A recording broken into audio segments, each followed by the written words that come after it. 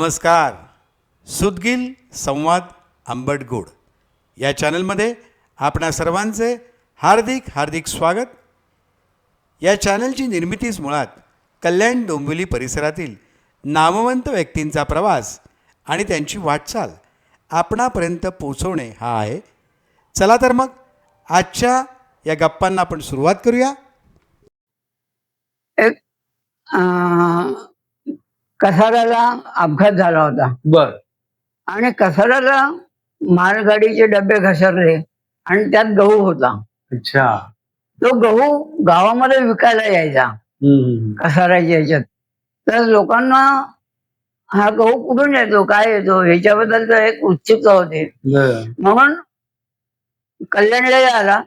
कल्याणला मला आला मी आणि एक देशपांडे म्हणून माझ्या बरोबर देशपांडे नाही, जमना बागेमध्ये ते देशपांडे राहायचे. बर.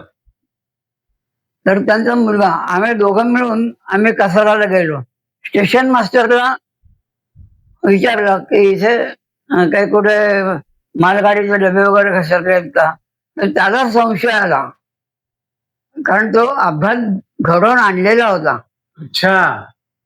आणि आणि टंचाई वगैरे होती का त्यावेळेला, असं काय? नाही ब्लॅकने विकायचं अच्छा. ते हे करून. तर त्यांनी तो मला स्टेशन मास्टरने केलं आणि स्टेशन मास्टरला संशय आला की हे बहुतेक तिकडे जातील, म्हणून त्याने एक माणूस आमच्या मागे पाठवला. पण माझ्या बरोबर जो मुलगा होता तो हुशार होता. त्याने आधी सांगितलं आपण गावात जाऊ. अच्छा. म्हणून आम्ही गावात आलो आधी हा. आणि मग तो गेला निघून. अच्छा. मग आम्ही परत स्टेशनवर आलो. हा. स्टेशनवरून त्या स्पॉटवर गेलो. तिथून सगळे माहिती घेतली, इकडे माहिती घेतली आणि कल्याणला दुसऱ्या दिवशी ही बातमी लोकसत्ता, नंतर लोकमत नव्हतं त्यावेळेस, लोकसत्ता, नवशक्ती याच्यामध्ये फ्रंट पेजला हेडिंग मध्ये आली आणि त्यामुळे एकदम त्या बातमीचा स्फोट झाला आणि मी लोकांना माहिती झालो. बेटावर करा अशा तऱ्हेचा डॅशिंग जाणार आहे आणि करणार आहे. आणि मग मला मुंबईतून वर्तमानपत्रवाले विचारायला लागले. हे एक झालं. नंतर अंतुऱ्या खटला चालला. त्या अंतुऱ्या खटल्यामध्ये पण माझी साक्ष होती, कारण अंतुऱ्यांच्या वेळेला मी एका त्यांच्या मीटिंगला हजर होतो आणि त्यावरून त्यांनी मला साक्षीदार म्हणून अंतुऱ्या खटल्यात बोलवलेलं होतं. तर तोही एक किस्सा चांगला होता की जज ने सांगितलं, माझं रोजचं लिखाण पाहत होते, सगळे वाचत होते नवाकाळमध्ये, आणि जजने होळकरांना सांगितलं की आता जो साक्षीदार तुम्ही घेत आहात तो खूप हुशार आहे आणि अनुभवी आहे म्हणे. तर होळकरांनी त्यांना उत्तर दिलं, त्याला मी लहानपणापासून ओळखतो, कारण होळकर ठाण्याचेच होते. बरोबर आहे. तर म्हणे पोलिसांची काय भानगड आहे ती अण्णावरनं झालेली, ती काहीतरी नंतर विनायक झालेली. माझं नाव बहुतेकांना अण्णा म्हणूनच माहिती होतं. आणि एकदा एक एसीपी दर्जाचे गृहस्थ आले, त्यांना मी हवं होतो, कारण मी डोंबिवलीची एक बातमी दिली होती. त्या बातमीवरून त्यांनी मला बोलवायला सांगितलं. तर बोलवायला सांगितलं असताना, अरे बेटावरकरांना बोलव म्हणून सांग. तर बेटावरकर कोणालाही लक्षात येईना कोण बेटावरकर आहे, कारण सगळ्यांना अण्णाच माहिती होतं. बरोबर. त्यावरून त्यांनी मग हे केलं. तर मग एका इन्स्पेक्टरने सांगितलं, अरे म्हणे बेटावरकर म्हणजे अण्णांना तुम्ही अण्णांना ओळखत नका. हो म्हणे, पण साहेब म्हणे बेटावरकर करतो. अण्णा माहिती नव्हतं, वाटतं अण्णामुळे गंमत झाली. तर मग तेव्हापासून पोलिसांनी त्यावेळेला अण्णा म्हणून हे केलं. अण्णा म्हणूनच मी प्रामुख्याने सगळीकडे ओळखीचा होतो. बरं, 50 वर्षाच्या या तुमच्या अण्णा पत्रकारितेमध्ये तुम्ही जे काही कार्य केलेले आहे आज, त्या कार्याबद्दल तुम्ही समाधानी आहात? मी पूर्ण समाधानी आहे, कारण पत्रकारितेच्या याच्यामध्ये केवळ पत्रकारितेचे लेखन हा उद्देश नाही आहे, तर पत्रकारितेला धरून अनेक सामाजिक कार्य करता येतात. हे महत्वाचं आहे. उदाहरणार्थ कल्याणला कोणला आपल्या 5-6 वर्षापूर्वी याने तिथल्या सरपंचाने पाणी बंद केलं होतं गावकऱ्यांचं. म्हणून ते मला कळाल्यानंतर मग मी पोलिसांना सांगितलं की पाणी बंद करणं हे तुम्ही ऍक्शन का नाही घेत. बरोबर, गुन्हा आहे. आम्ही ऍक्शन काय घेणार म्हणजे पाणी पुरवठा करणं ही इसेन्शियल सर्व्हिस आहे बरोबर. आणि ती त्यांनी बंद केली म्हणून तुम्ही सरपंचाला का नाही हे करत. मग पोलिसांना सरपंचाला बोलवून सांगितलं किंवा आता हे आमच्या आवाकाच्या बाहेर जात आहे, तू योग्य तो मार्ग तू तुझा निवड.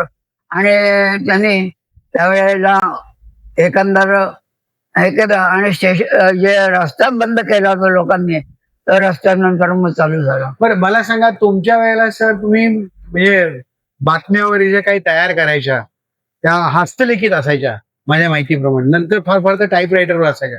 आता ह्या बातम्या ज्या आहेत त्या मुंबईला पोहोचवायच्या आहेत, तर त्यावेळेला काय कुरिअर सिस्टीम नाही. मग त्या कशा काय त्यावेळेला आपण असं करत होतो, मुंबईला जाणारे जे लोक आहेत आपले म्हणजे कोण?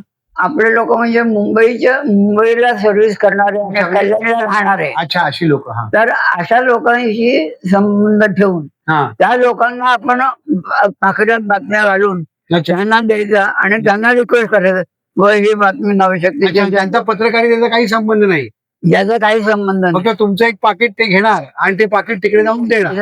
जाऊन द्या. तुम्ही असा वापर त्याला करायचे, कुरिअर नव्हते. त्यावेळेला कुरिअर नव्हतं.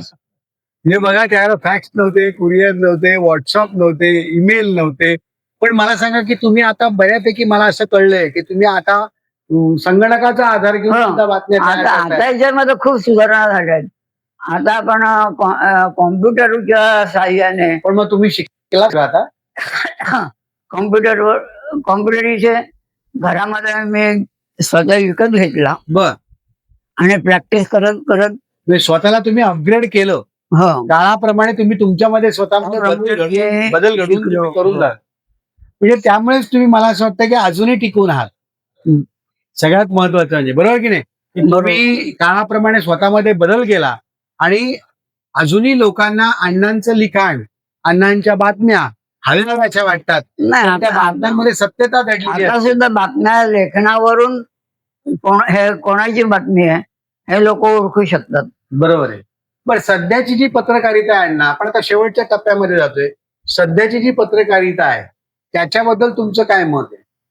नाही, आताची जी पत्रकारिता आहे ही पत्रकारिता ही खूप ऍडव्हान्स आहे. बर पण त्याच्यामध्ये अनेक सुधारणा करायला अजूनही स्कोप आहे. बर 2 आणि तिसरं महत्वाचं असं की एकांगी अशी पत्रकारिता नको. बरेच वेळा काय होतं की माणसं एकमेकांच्या ह्याच्यामध्ये होतात. आणि दुसरं दुर्दैव असं आहे की वर्तमानपत्राचे जे मालक आहेत म्हणजे संपादक. ते स्वतः अपेक्षा करतात की आम्हाला पैसे मिळायला पाहिजेत किंवा आम्हाला करायला पाहिजे. त्या ह्याच्यातून पत्रकारितेमध्ये पैसे घेण्याची प्रवृत्ती ही वाढत गेलेली आहे. पण पत्रकाराला मला असं म्हणायचं याच्यावर की स्वातंत्र्य आता राहिलेलं नाहीये. नाही, तेच ना, मग मी तेच सांगतोय ना की त्यामुळे पत्रकारिता जो जास्त पैसे देईल त्याच्या बातम्या छापायच्या. मग पत्रकारिता कोणती किती चांगली बातमी आणली तरी ती साईडला राहते आणि जो जास्त पैसे देतो त्याच्या बातम्या छापल्या जातात. पण जनरली पूर्वी असं असायचं की या वार्ताहराने जर का बातमी दिली तर त्याच्यामध्ये कटछाट करण्याची देखील संपादकाची डेअरिंग होत नव्हती. बरोबर आहे का? नाही, याचं कारण असं आहे, त्यावेळेला बातम्याच अशा तऱ्हेने लिखाण सुरुवातीला शिकवायचे किंवा कशा तऱ्हेच्या बातम्या आपल्याला पाहिजेत. बरोबर. म्हणजे दिवी गोखले, त्याच्यानंतर शक्तीचे काय पुरात बेहरे हे स्वतः पत्रकारांना शिकवायचे अच्छा. किंवा आपल्याला अशा तऱ्हेच्या बातम्या पाहिजेत, अशा तऱ्हेचं लिहा. हे असे घडलं. पण आत्ताच्या ह्याच्यात जर पाहिलं की त्यावेळेला जर का कल्याण डोंबिवली शहरामध्ये आपण जर प्रत्यक्षात पाहिलं तर एक साधारण किती वार्ताहर असतील पूर्वीच्या काळी? नाही, पूर्वीच्या काळी 5 ते 7 वार्ताहर होते. साधारण त्यातले आता हयातीत किती आहेत जुन्यापैकी तुमचे? मी एकच. मला असं वाटतं हे पण आहेत ना, काय त्यांचं नाव आपल्या कल्याणचे? हा, दुधाळकर, दुधाळकर. एक्झॅक्ट. रमेश दुधाळकर, म्हणजे रमेश दुधाळकर, अण्णा बेटावतकर, अजून कोण आहेत जुने असे पत्रकार जे अजूनही? सुचिता करमरकर पहिली महिला पत्रकारिता कल्याण मधली. कल्याण मधली. पण आता ह्या आत्ताच्या सिच्युएशनला पाहिलं तर बरेच वार्ताहर आहेत मला असं वाटतं. हो, भरपूर वार्ताहर आहे आणि त्यांनी जर अभ्यास केला तर त्यांना स्कोप पण चांगला आहे. बरोबर. म्हणजे अभ्यास करून कल्याण शहराची निदान माहिती घेणं आणि ती माहिती लोकांपर्यंत पण पोहोचणं. खऱ्या अर्थाने मला सांगा की आत्ताचा जो वार्ताहर आहे, हा शेवटचा प्रश्न आहे माझा.